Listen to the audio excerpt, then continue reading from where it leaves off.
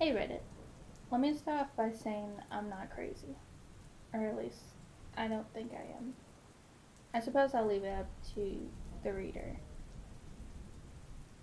I couldn't tell you if I'm dealing with a ghost, a demon, or something else beyond my grasp.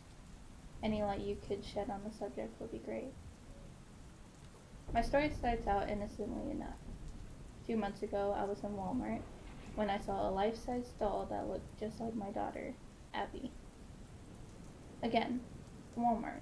Not an estate sale, not in an abandoned building, and not even some creepy one-off clearance item without a box or a price tag.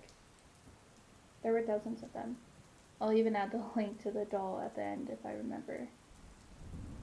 Anyway, I texted my wife a picture of the doll, and she admitted they looked similar, so I bought it on a whim.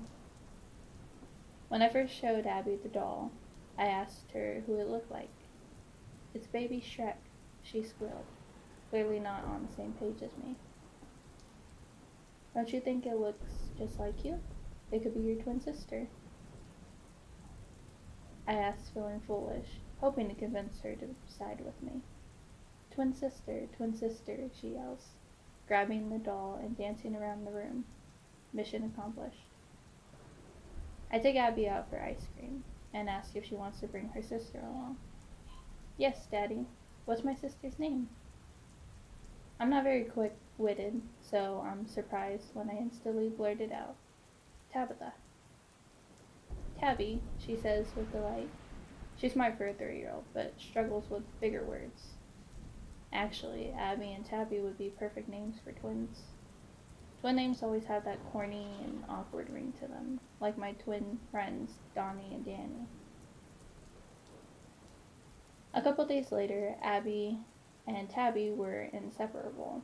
Abby had never had an imaginary friend, so I was surprised to see her get so attached to Tabitha. We live in a small town, and so far the only neighborhood kid, even close to her age, is 7, and he's a brat. So I'm happy to see her bonding with someone until she starts preschool. I start to play along and begin to share my daughter's enthusiasm with for Tabby, talking and playing with her just like I would my actual daughter. My wife tells me she needs to take Abby to finish her immunizations.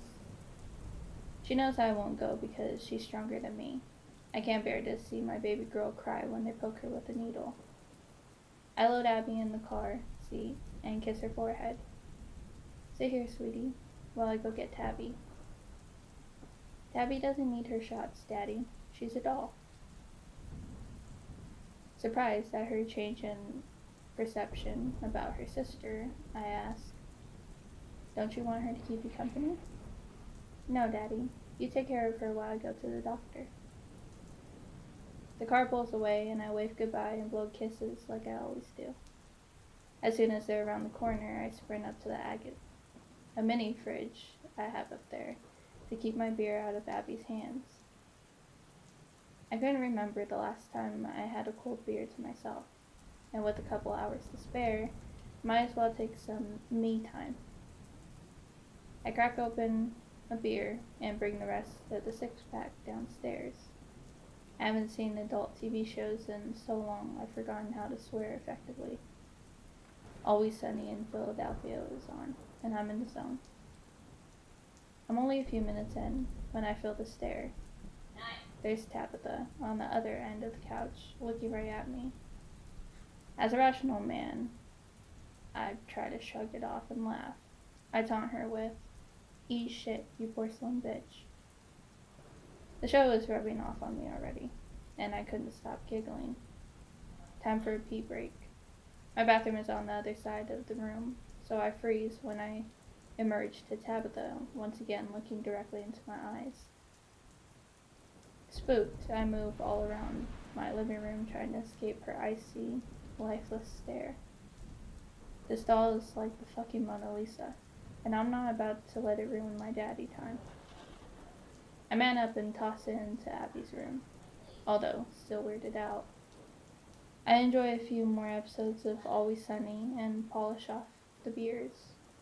It'll take a lot more than a crappy doll to keep me from enjoying these precious few moments alone.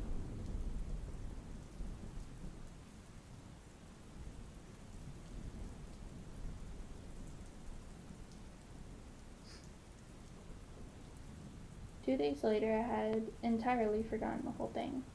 Tabby, and I were back to our usual selves, playing tea party, writing postcards to Grandma, and living the American dream. We plan a picnic together and head out to the backyard to feast. Abby and Tabby nibble on their snacks while I lay back in the hammock. I hear whispering and look over to see what they're up to. The first thing I see are those doll's eyes. Her head is twisted around behind her and she's looking directly at me, while Abigail is sitting on the opposite side of her. "What did you do to Tabby's neck, sweetie?" I stammer. My daughter looks at me with that same cold stare. "She's looking at you because she doesn't like you, Daddy." It gets worse. It gets so much worse. 3 weeks go by, and that doll always seems to be somewhere she shouldn't be. Every time I wake up, Tabitha's eyes are the first thing I see. No matter who is in the room, her eyes are always focused on me. I'm not about to admit to anyone what is going on, so after 2 sleepless nights, I'm relieved to have to go out of town on a work trip. I hit Sacramento and call my wife from the room's phone to let her know I made it here safely. I'm halfway through telling her goodnight as I'm sleepily opening my luggage for my pajamas. I scream when I see Tabby glaring at me. My wife is laughing as the people next door pound on the wall to get me to get quiet. "Abby wanted you to have company on your trip." I don't have a chance to compose myself when I hear my daughter in the background begging for the phone. "Daddy, did you find Tabby? I sent her with you. You guys can learn how to be friends. I miss her so much. Please take good care of her." My instincts are to chuck the fucking thing right then and there, but I'm a grown-ass man, and my daughter deserves better. I take the doll down to the parking lot and shove her into the trunk. I get back up to my room and can barely sleep. I finally pass out about 6 a.m. and wake up with a start. 1 hour later, I open my eyes, expecting to see the doll in bed next to me, but I'm alone. After a miserable commute and breakfast, I pop the trunk and there she is. I'm shocked that she stayed put, but after a month of torture and a few sleepless nights, I'm at my wit's end. I decide to just buy my daughter a new toy. Hell, I'll buy her a dozen new toys to get rid of this thing. There's a dumpster at the other end of the parking lot, and I take great joy in marching over there to end this nightmare. I open the lid, and just as I'm about to drop her, I get that same feeling I got when I first saw the doll. This looks just like my daughter. I can't do this. I somehow finish my meetings in Northern California and decide to just tough it out and drive back home tonight. I was a psychological wreck. I needed my wife and my daughter. I put Tabby in the front seat and talked to her the whole drive home. I think I see her head turn to me out of the corner of my eye, but I chose to ignore it this time. Somehow, I make it back in one piece. My daughter gives me a kiss and yanks Tabitha out of my arms. "Tabby, I missed you so much." I was so happy to see my daughter smile and dance around the room with Tabby. They really do look so much alike. As Abby carries her twin sister down the hall in her room for bed, the doll's head twists around and glares daggers right through me. I can't believe I fell for that, I think to myself. She conned her way out of the dumpster this morning, but this ends tomorrow. So here we are. Today is the day. I haven't slept a wink last night, and my wife is taking my daughter to her sister's house for brunch. My 2 little girls sit hand in hand on the couch, and I scoop Abigail up and carry her to the driveway. My wife rushes past and sits in the front seat. Sorry you're not feeling well, she says. We'll see you in a few hours. I hurriedly buckle Abby into her car seat and tell her that Tabby and I will be right here when she gets back. I shut the door before she can protest, and I excitedly wave goodbye and blow kisses. I sprint back to the house as soon as they turn the corner. I probably took a little too much pleasure in disposing of that evil fucking doll. Even though she never really hurt me, I knew that what she was capable of, and I had to strike first.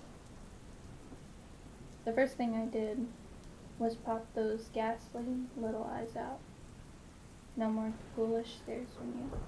I ripped out all of her hair, shred her clothes, and swung her into the coffee table by her feet. I couldn't believe how much better I felt. It only took 15 minutes to finish Abby off.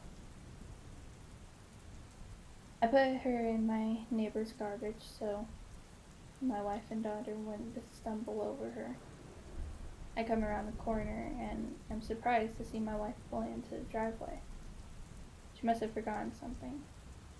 She angrily rolls down her window and yells, "What is wrong with you? Get this doll out of the car seat and go get Abigail." I look down to my blood-soaked hands, and then I wish I never bought that cursed doll.